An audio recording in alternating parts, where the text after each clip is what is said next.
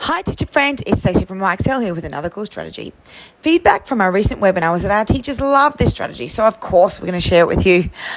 We call this one on topic, off topic, but you can probably come up with a better name for it. It works in every subject and for lots of purposes. You can use it for revision, checking for understanding, analysis, help students justify.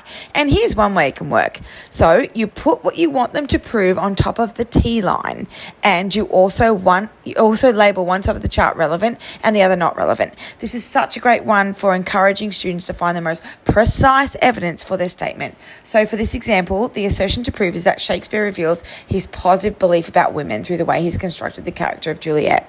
Now imagine you've got all these quotes from the play on post-it notes and the kids have to decide which one is relevant to the statement on top of that T line. So they've decided that the quote from Juliet, which begins, "Deny thy father," is relevant because she's asking Romeo to do something pretty brave and go against his family to be with her. And if he won't, she will. So yeah, that's proving Shakespeare thought that women were pretty brave.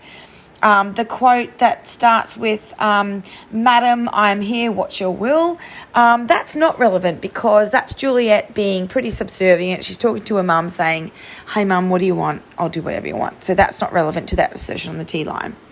Here's another way I've seen it used recently. My psychology teacher noticed that kids weren't remembering what theorist proved what big idea.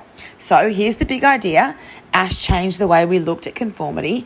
And then they've got all these post-it notes with all these experiments that kids are going to have to know in their exam and attribute them to different theorists. So in this strategy, they look at the post-it note with the line experiment and they go, yes, that's the one that Ash did.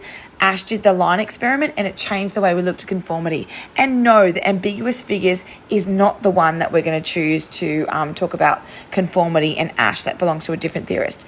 Let me know how you go, guys. Go for it.